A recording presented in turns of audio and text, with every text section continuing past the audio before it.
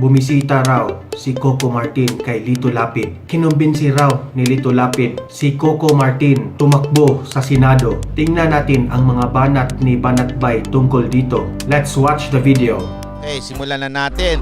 Senator Coco Martin, bakit ba kasing umangaliw nga yan? Kasi dinalaw nito si Coco Martin, dinalaw niya si Senator Lapid. Hindi ko alam kung bakit niya sinabi na kesyo kinukumbinsi niya o parang sinasabi niya tumakbo ka senador. Hindi ko alam baka sinabi niyang so pumunta to si Coco Martin kay Lito Lapid. Sabi daw ni Lito Lapid sa kanya tumakbo ka senador. Alam mo hindi ako doon parang tawag doon na nagugulat o kaya namamangha o kaya nagtataka. Ang gusto ko malaman, ano yung kasunod ng sinabi niya? Tumakbo ka ng senador. Tingnan mo nga ako. Kahit wala masyadong ginagawa. Nanalo. Di ba? May mga ganon. Guess mo lang ako Guess mo lang ako. Baka ikaw mismo yung bida ng probinsyano. Pwedeng-pwede ka na. At saka sandali mga kababayan, wag naman yung masyadong minamalaki ang mga taga-senado. Coco Martin? Nandun si Grace po Nandun si Nancy Binay. Sino ba? Nandun si Bong Revilla. Nandun si Lito Lapid. Magkakalibel lang yan. Masyado nyo naman minamalaki yung senado. Kaya sa tingin ko, pwede siyang tumakbo. Anyway, puro kalokohan din naman ang ginagawa ng mga senador natin Joan Onyo, 490 yen. Di ba bakit pwede? Pinagluloko lang din naman tayo ng mga senador na ilan na lang ang matinong senador dyan? Sa totoo lang. Tingnan mo nga yung sa ABS-CBN. Mabilisan. Talagang binilisan. Talagang in one day. In one day. Lahat. Legal ang ginagawa ng ABS-CBN. Ito kung kamera kita mo ilang araw diniscuss isa-isang issue. Binusisi, talagang pinag-usapan. Patas mula sa kaliwang panig, sa kanang panig, at saka kung kaning-kanin mo yung panig, talagang pinag-usapan ng kamera. Palakpakan dyan. Sa Senado, isang hearing lang tapos na usapan. Ayan ba mapapagmalaki nating mga senador?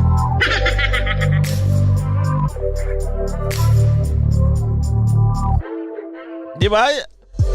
Ano ba mapapagmalaki? Sa tingin ko, magkakalibel na lang sila doon. Sino ba matino dyan sa Senado? Si Bongo lang, sa tingin ko yung talagang epektibo dyan, si Bongo, yun. Wala na mabanggit na iba Minsan si Senator Soto, medyo okay din. Minsan si Senator Bato, okay. Minsan si Senator Amy. Pero ang talaga makikita mong functioning dyan, si Senator Bongo talaga dyan. Yung trabaho ni Senator Bongo, more than Senator Joan Onyo, 250 yen. Ayun. Pwede na pang dagdag yan ng seaweeds. Sa Ichira, Alam mo, pag ito si Coco Martin tumakbo, gusto ko sa inyo, mananalo to. Ganyan na ang mga utak ng mga Pilipino. Kasi ayaw pang baguhin ng konstitusyon, gusto ninyo pasikatan. Ito, sikat. Isipin mo, may sariling show kahit batot. Kahit medyan na matagad ganito magtadita, may show pa rin siya sarili. Senador pa kaya? Sige nga, tanungin ko kayo, Ano sa tingin nyo ang kanyang programa o ano kaya ang kanyang campaign slogan ba yun? Ano ang kanyang slogan, Ano kaya yung maganda niyang Coco Martin? Di ba may mga kanya-kanyang slogan yan? Si Bongo, Manggongo, ganyan, di ba? Sa pagbabago, ganyan, diba? Ano kayang maganda kay Coco Martin? Kunwari tumakbo siyang senador, anong magandang slogan niya?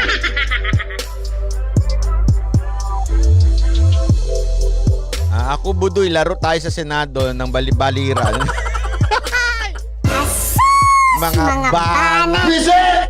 Nako naman. Di ba? Tingnan nyo. Ha?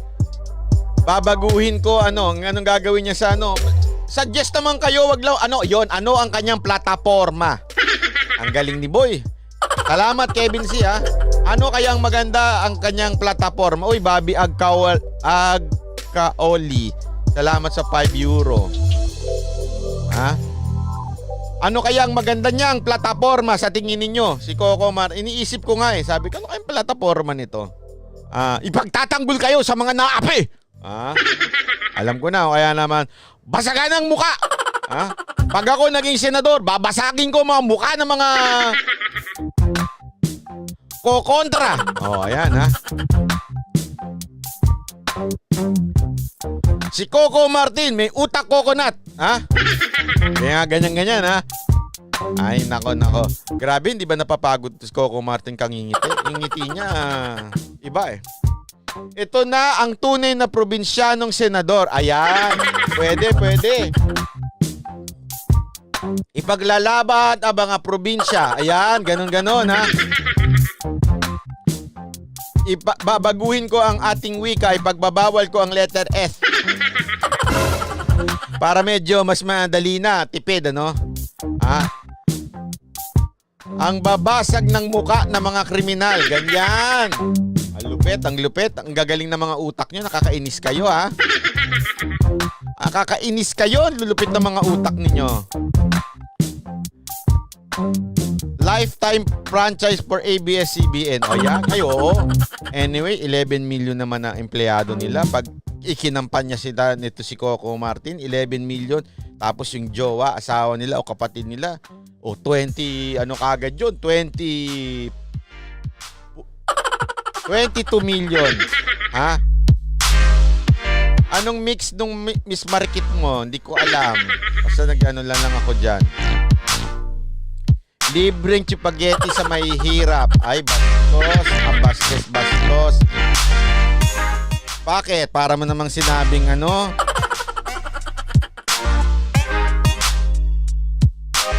Oy, grabe naman. Test Ponset, $3. Hindi nga, totoo nga. Ano yung mga magandang plataforma nito ni Coco Martin, Coco para sa mga probinsyano. Ay, pwede. Grabe, Hindi na kailangan ng PR. Alam niyo yung mga PR firm na tutulong sa kanya, mga campaign manager. Kayo na lang, ang dami niyo ng suggestion. Panalo. Pareho lang nilapid dyan si Coco. Di pwede sa legislative yan para gumawa ng batas. Sakot na lang ng ulo. 250 mula kay Reynaldo Baldon. Kaya lang mukhang alam niyo naman ng mga Pilipino. Alam nyo, maghanda na kayo. Kasi ang Pilipino talaga, basta sikat. Ito, pinaglalaban niya. Alam mo, dapat, na lang natin, ipasok na rin natin yan si Kim Chiu. Senator Kim Chiu. Diba ang ganda, no? Senator Angel Locsin. Lahat na ng mga Senator Vice Ganda. Tapos palitan na nila yung logo nila ng ABS-CBN. Diba? Anyway, yan naman ang ginagawa ng Senado ngayon. Protekta ng ABS-CBN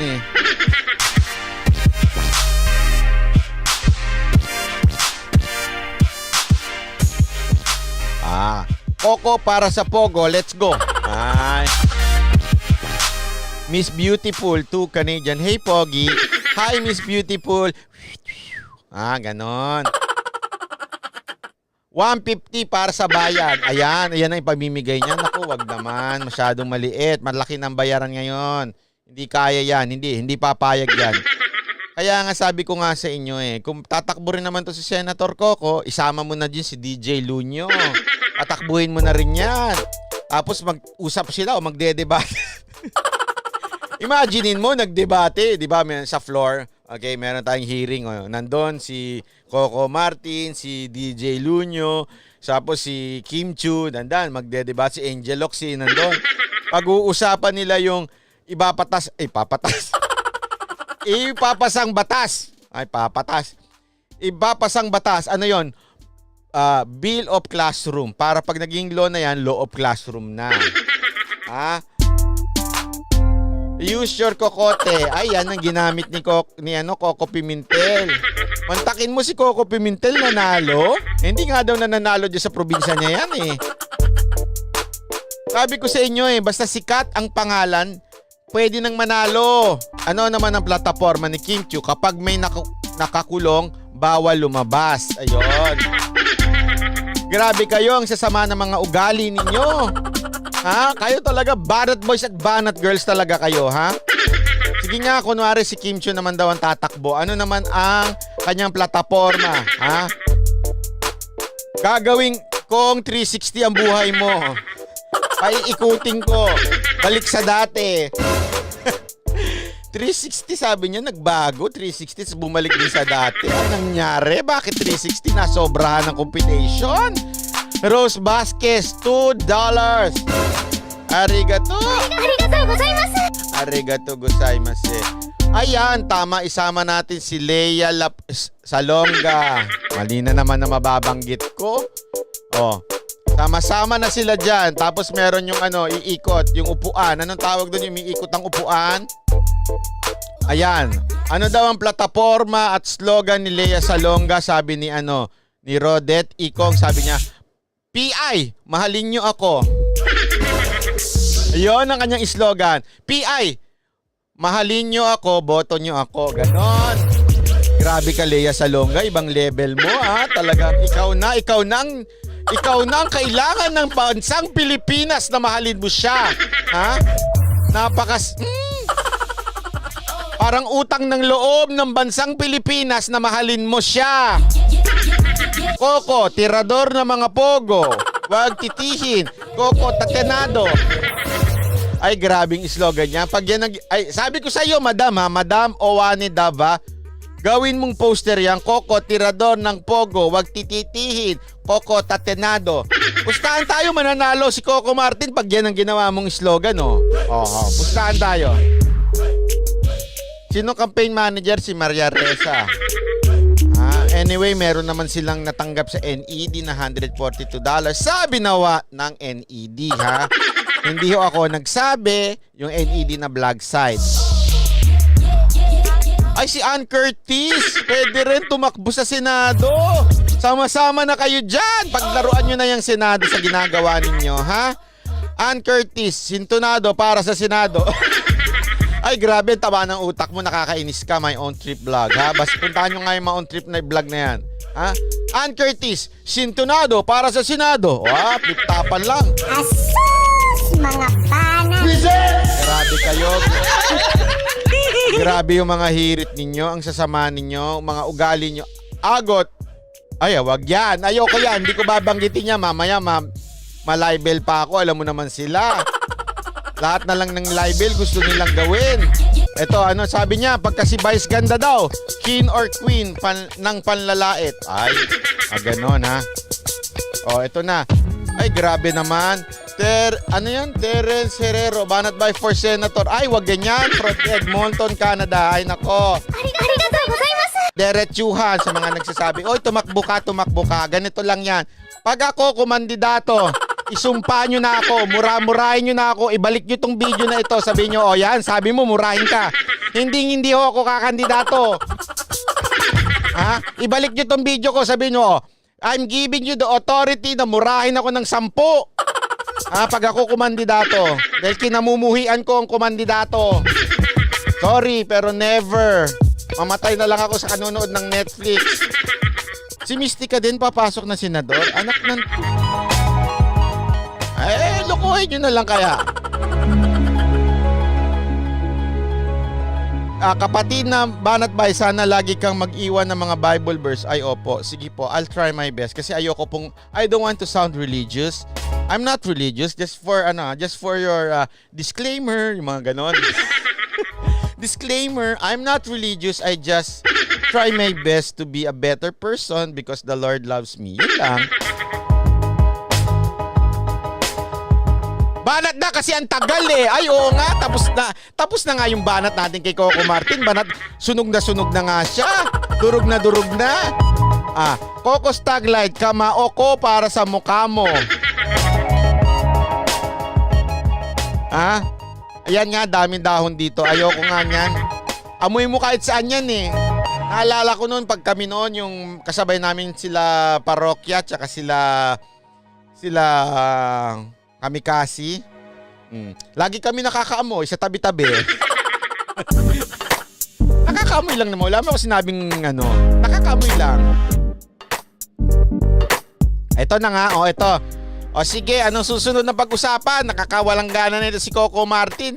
Binababoy nyo naman ng mga senador, ha? I hope you enjoyed the video. Mag-comment down below. And don't forget to subscribe to my channel, Donmar TV, and click the notification bell para updated kayo sa mga trending news. Hanggang sa next video guys, have a great day.